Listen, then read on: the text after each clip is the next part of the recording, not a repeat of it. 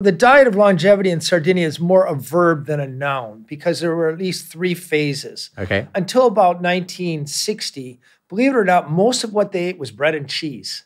These shepherds had several different kinds of bread, sourdough usually, but also a flatbread called carta di musica. They were shepherds, so these men would go into their pastures. Olive oil, though, wouldn't they? Olive oil, but not as much as you think. The highlands of Sardinia, the terrain is very rugged and not conducive to the olive groves like you would see.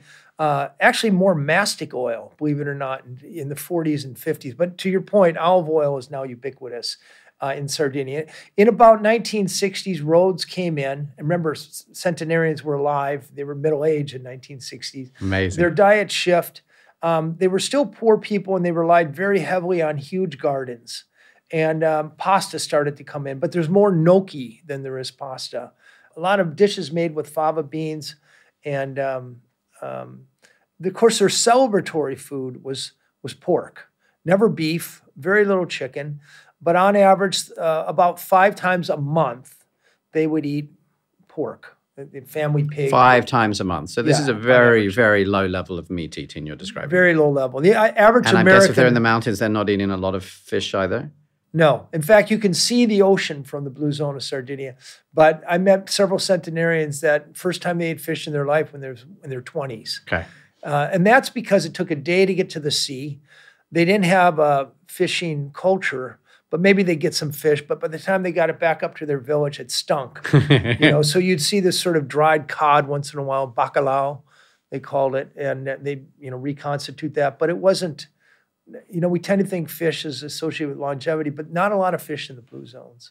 I think a lot of people will be surprised by that because there's such a lot of talk about protein today and this idea that we're all short of protein. And you can find, if you walk into the grocery store, right, an enormous number of things saying high in protein, which suggests, oh my God, marketing. I'm like low on protein. Yeah, but you probably know this, but a CDC, Center for Disease Controls in America, so they tell us that the average American gets about twice the amount of protein they need. So we're getting way more protein than we need. And when you I look think at these people don't blows, realize that you can get all the protein you need out of plant-based sources. So you don't need meat to be healthy. Meat tastes good, but... And this low level of eating like meat and fish, is that common across the blue zones? Yes, all blue zones. There's a subset of Adventists who eat no meat at all. The highest meat consumption in the blue zones, I would say, is in Costa Rica. And it's not that they don't like it. It's not that they're, more virtuous and they care about the environment, or they care about animal suffering. They just couldn't afford it. And as soon as you were beginning to mention, as soon as roads come in and they start adopting a more Western or American way of life, their meat consumption has skyrocketed, their processed food consumption has skyrocketed. At the same time, diabetes has skyrocketed, heart disease. And in one of the blue zones, Okinawa, it produced the longest lived, healthiest people in the history of the world. And now they're the least healthy prefecture in all of Japan, largely because of the fast food restaurants. And this thanks is to the within American the period, basically, that since I started studying, 20 years. That's They've incredibly gone from that's the longest incredibly lived sad. people on the planet to the least healthy people in Japan, largely because of the American food culture. I'm very sorry. And of course, as soon as you start getting cheap meat on the plate, it's not so much the effect of that meat, but the fact it displaces all those healthy beans and other vegetables that they were eating before. So I think people have got this idea about a dichotomous view of meat as it's either healthy or unhealthy, rather than the fact that, okay, if we take away ultra-processed meats, which are nearly everyone agrees are unhealthy, natural, well-cooked meat is fine, but it displaces, there's just no room on your plate. If you're having meat every day, you can't have the same level of other vegetables, legumes, etc., that kept these populations so healthy. So this is, I think, one reason. And also we talk about this a lot in nutrition. Sarah always talk about it. It's instead of what. We take it, it's not just one thing it has to be in context. So as you said, Okinawa, they've displaced a lot of the good stuff with the bad stuff. And so some of it is the bad stuff coming in, but a lot of it is they're no longer having the good stuff because there's, their minds and plates are full of other stuff. One of your other guests, Walter Willett, famously said about meat, it's a lot like radiation. We know a lot will kill you, but we don't quite know the safe level. And if you look at blue zones, the suggestion of 5 times per month seems to be associated, or it doesn't seem to be getting in the way of them living long, largely chronic disease-free lives. And it's interesting about the fish also, because I think most people listening to this there will be some exceptions. A lot of people are like, yeah, okay, I sort of know that red meat's not good for me, but a lot of people, and I think Sarah might be here also talking about the positive benefits of fish.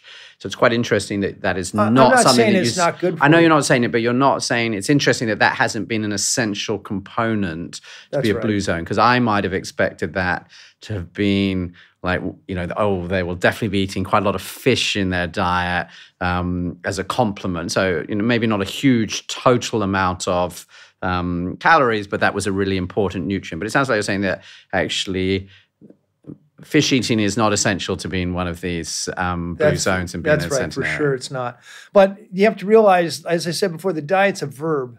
It's changed dramatically, especially in the last 20 years. And they're almost caught up with the rest of Italy in the case of Sardinia, or exceeded Japan in the case of Okinawa at embracing this ultra-processed, meat-heavy diet. So you're basically telling a story that the blue zones are disappearing. They're going to hell.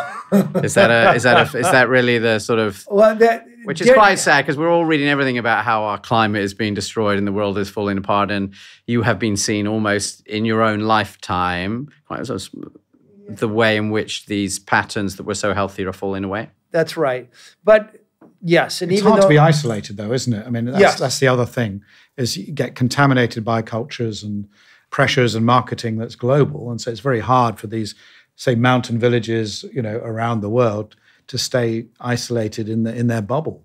And I think that's the other thing we're seeing. It's like, it used to only be, if you had to live on the coast to eat fish. Now it's frozen and, everyone can get it in their freezer. I guess the other thing that's really interesting is it tells you that this is a bit by chance, is what you're saying. It's not like these people in these zones were like, this is my absolute favorite food and I'm choosing to eat it because it's my favorite food and it's making me healthy. Actually, it was sort of, they were quite poor. This was like what was available and that they could support where they are. And then when we've suddenly been offered all of this meat and candy and all the rest of it, you're saying they weren't like, I don't want any of that. Actually, they're like, oh, okay, that sounds tasty. And unexpectedly, this is then affecting their health. Is that well, there's a generational shift. The diets of the blue zones, I wrote about them in the Blue Zone Kitchen. There's a lot of ingenuity and intentionality in creating these recipes. It's usually the women who maintain the food tradition. And they are genius at taking these very simple, inexpensive peasant foods and making them taste delicious. And they have a taste for them. So the cohort of people over 60 in Okinawa, for example, still have the highest concentration of centenarians in the world.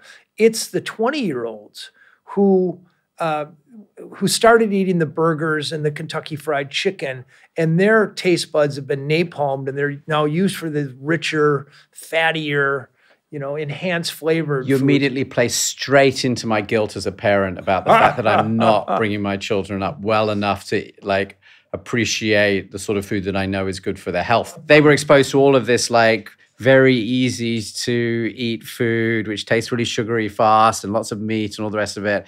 And if you get that you're saying, I think that because they've been exposed to that early, it's like, well, that's delicious. And this is, of course, what I would choose over this other food, which is also probably harder to prepare. Being a parent is really hard, particularly I think being a mother in most cases is still today primary care. But it's really hard to juggle all of this. So I think that in the reality of the food that's around and available, I think there's enough guilt around parenting. So I think that is a bit the reality of the environment we're in. And the question is, how can we make it easier? And so I think it is hard, right? This is what we're... Yeah, I agree. It's a lack of education. It's not, I don't think it's anyone's fault. They're told your kid will only have processed apple puree from a little can that's got a baby picture on it. Realizing actually they can pretty much eat anything. And in that 2-year window, they are really inquisitive and they will eat all kinds of stuff that they won't eat when they're 3. And so you have that very narrow time to really expand and no one is telling parents this.